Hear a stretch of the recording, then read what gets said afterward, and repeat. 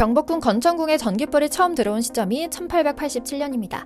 그리고 같은 해 미국에서는 코카콜라 회사가 세상에 등장했는데요. 이때부터 130년도 더 지난 지금 전 세계에서 가장 많이 판매되는 음료로 매일 200여 개의 국가에서 매일 20억 잔씩, 환산하면 초당 2만 잔이 넘게 팔리는 전 세계인의 음료로 자리 잡았죠. 놀랍게도 최초에는 첨가물 없이 순수의 코카잎 추출 성분과 콜라나무 씨앗 추출물, 탄산수로만 만들어졌다고 하는데요. 이렇게 모두가 알고 계신 것처럼 코카콜라는 업계에서 둘째가라면 서러운 엄청난 글로벌 기업입니다. 그런데 이런 코카콜라 미국 본사에 일본인들이 일본어 제품 개발을 요구했다가 철저하게 무시당했다는 사실 혹시 알고 계셨나요? 심지어 코카콜라는 일본어 제품은커녕 한글 제품을 출시했다고 하는데요. 코카콜라 130년 역사 중 처음 있는 일이라고 합니다. 그것도 그냥 한글이 박힌 제품을 한국에서만 내수용으로 판매하는 것이 아니라 아예 전 세계에서 판매하는 공통 상품으로 제작했다고 하죠. 오늘은 바로 문화의 힘으로 한국이 일본을 밟아버린 이 대형 뉴스를 전해드리려고 합니다. 잠시 저의 광화문 브리핑 구독 설정도 부탁드리고요. 최근에는 한국어와 한식이 서양인 생활 곳곳에 생각보다 빠르게 그리고 깊숙하게 스며들어가고 있는 모습이 많이 보입니다. 때 아닌 김밥 대란으로 미국의 마트에서는 품귀 현상이 일어나기도 하고요. 김밥을 스시 막기라고 표현하는 방식이 아니라 한글로 김밥, 그리고 영어로고 킴밥을 적어두고 판매해야 고객들이 더 좋아한다는 조사 결과도 나왔다고 하죠. 현지 마케팅 시장은 한국 물들이기에 빠졌다고 봐도 무방할 정도인데요. 앞다투어 제품에 한글과 태극기를 넣는 것도 모자라 일부 브랜드의 경우 마치 원래 한국 브랜드였던 것처럼 마케팅을 진행하는 경우도 있다고 합니다. 대표적인 브랜드가 바로 코카콜라입니다. 코카콜라의 위엄은 그야말로 화려함 그 자체입니다. 음료 단일 브랜드로는 세계 역사에서 가장 많이 팔린 기록을 갖고 있는 등 현재 세계 최고의 음료 브랜드임은 말할 것도 없는데요. 맥도날드, 나이키, 애플 등과 함께 미국을 대표하는 기업으로 알려져 있죠. 미국을 혐오하는 반미 국가들도 코카콜라만큼은 사랑한다는 말이 있을 정도로 코카콜라는 남녀노소를 안 가리고 모두의 입맛에 맞는 제품인데요.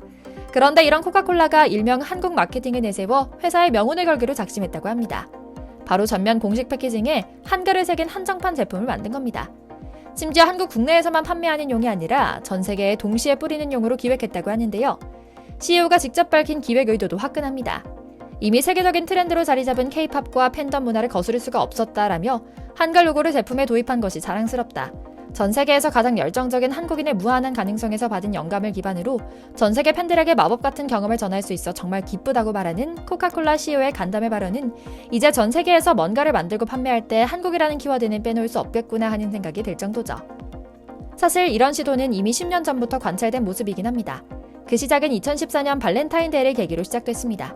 당시 코카콜라는 한국 시장에서만 판매되는 상품만을 대상으로 한국어가 담긴 제품을 출시했는데요. 일명 마음을 전해요 패키지를 출시했던 것이죠. 이 제품에는 내 맘 알지? 사귀자, 솔로 탈출 등의 재미난 문구들이 한글로 쓰여 많은 관심을 받았고요. 그런데 갑자기 옆나라 일본에서 난리가 납니다. 일본 네티즌 중 일부는 일본을 무시하는 행태라며 격앙된 어조로 코카콜라를 비판한 겁니다. 그런데 그 이유가 다소 황당합니다. 왜 자기들이 예전부터 요청했던 사항은 무시하고 한국에 가서 그 마케팅을 하고 있냐는 겁니다. 상황을 살펴보니 일본 사람들 말이 이해가지 않는 건 아닙니다. 코카콜라는 예전부터 자주 발렌타인데이 에디션을 출시해왔는데 그 원조가 영어로 러브라고 쓰여있는 제품이 전 세계적으로 큰 인기를 얻은 바 있죠. 이에 당시 일본 인터넷에서는 일본어가 담긴 제품들도 출시해달라고 아우성을 쳤다고 하는데요. 일본 인터넷 커뮤니티 사이트에서는 일본 애니메이션 등 일본 문화는 세계적이다라며 코카콜라가 일본어를 넣은 제품을 출시해주기를 바란다는 청원을 대대적으로 진행할 정도로 진심 어린 애원을 했다고 하죠. 그런데 바로 이때 일본인들을 경악하게 한 미국 코카콜라의 움직임이 관찰됐던 겁니다. 이런 일본 네티즌들의 요청을 완전히 무시하고 한글 에디션을 출시했던 건데요. 아예 한국 캐릭터인 카카오 프렌즈 디자인까지 새겨 넣었죠. 결국 일본인들은 배신감에 분노하고 말았는데요. 한국 입장에서는 이해하기 어렵지만 이 사건은 일본인들의 자존심에 꽤나 크고 깊은 상처를 남겼고 당시에는 미국 본사에도 주목할 정도로 불매운동이 이루어지기도 했다고 합니다. 수년이 지난 지금까지도 이때 이 사건을 두고 일본에서는 코카콜라가 한국을 편애하는 친한 기업이라는 말이 아직도 돌고 있다고 하는데요. 전문가들은 사실 코카콜라의 선택이 현명했다고 판단하고 있습니다. 그도 그럴 것이 2014년쯤부터는 한류가 전 세계적으로 급부상하기 시작했고 애니메이션을 중심으로 한 일본 문화는 영향력을 잃은 것에 더해 90년대 경제 부흥기의 애니메이션보다도 하찮은 수준이라는 평가가 나올 수준이었거든요. 따라서 코카콜라 입장에서는 저무는 달이 아닌 떠오르는 태양 한국을 담는 것이 당연한 노릇이었습니다. 그리고 10년도 더 지난 지금도 코카콜라의 선택은 성공으로 보입니다. 10년간 한국의 대중문화는 아이돌 그룹 하나만 있는 게 아니라 더 세련되어지고 더 깊은 이야기를 한국식으로 풀어갈 수 있는 문화적인 주도권을 가진 나라로 성장했거든요. 오버 하나 보태지 않고 이제는 한국을 동경하는 사람들은 급속도로 많아지고 있으며 전 세계 영화배우나 회사 CEO들은 한국과 조금이라도 가까워지기 위해 직접 한국을 방문하는 일을 일상적으로 소화하기도 합니다. 앞서 말씀드린 것처럼 이번 한국어 포장 코카콜라의 전세계 동시 발매 이전까지 한국 에디션은 오로지 대한민국 소비자만을 위한 이벤트에 불과했습니다. 대부분의 기업들이 한국을 아시아 변방의 작은 소비 시장으로만 치부했기 때문이었는데요. 하지만 한국 문화의 영향력은 괄목할 만한 수준입니다. 수많은 글로벌 기업들이 한국 에디션을 세계적으로 판매하는 것에 대해 긍정적으로 고민하고 있다고 합니다.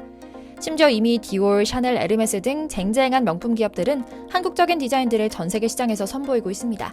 한국 디자이너와의 협업도 많이 하고 있고요. 전 세계에 엄청난 폭풍 유행을 몰고 온 한국, 정말 문화 강대국이란 이런 것인가 싶은데요. 더욱 놀라운 것은 아직 제대로 시작도 안 한 것처럼 말 그대로 자고 일어나면 한국이 점점 더 잘 나가는 얼떨떨한 상황임을 곳곳에서 느끼고 있기 때문이죠. 실제로 한국은 정치, 경제, 사회, 문화, 예술, 인류 생활 곳곳에 깊숙이 스며들어 있습니다. 특히 이를 가장 단적으로 볼 수 있는 것이 한국을 상징하는 한글, 태극기가 세계적인 명품 디자인에 적극적으로 활용되고 있다는 겁니다. 사실 BTS처럼 엄청난 브랜드는 그 이미지를 사용한다는 것 자체가 엄청난 비용이고 협상 과정도 오래 걸릴 수 있습니다. 때문에 발빠른 서양 브랜드는 하루빨리 자신들의 제품에 한국을 입히는 것에 집중할 수밖에 없는 것인데요. 그래서 저작권 개념이 없는 한글과 태극기를 적극 사용해 한국을 담아야만 했습니다.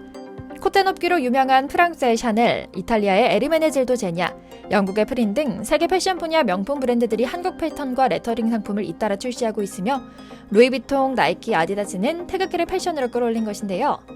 문화의 힘은 우리가 생각하는 것 이상으로 강력합니다.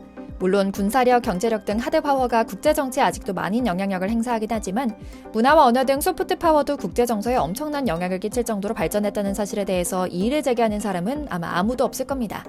심지어 영화, 드라마나 음악이 갖고 있는 소프트 파워는 그 힘이 수십, 수백 년을 가기도 합니다.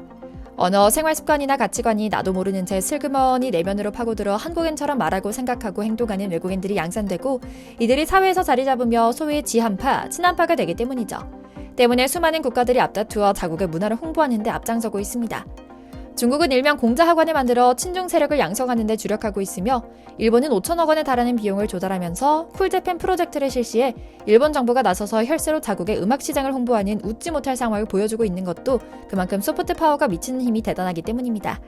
그중에서도 한국의 소프트 파워는 더 이상 말할 필요도 없는 것 같고요. 세계 속에서 한국은 더 이상 단순 지나가는 유행이 아닙니다. 일본인들이 애원하고 외교력으로 어떻게 한껏 만들어보려고 해도 도저히 안 되는 시대가 왔습니다. 이젠 과연 한국 문화 발전의 끝은 어디일지 궁금해지는 요즘인데요. 앞으로도 세계 사람들이 한국을 찾고 우리도 널리 한국의 강점과 선한 영향력을 전 세계 널리 퍼뜨릴 수 있길 기원하며 오늘 영상 마치겠습니다. 광화문 브리핑 구독, 좋아요도 부탁드리고요. 시청해주셔서 감사합니다.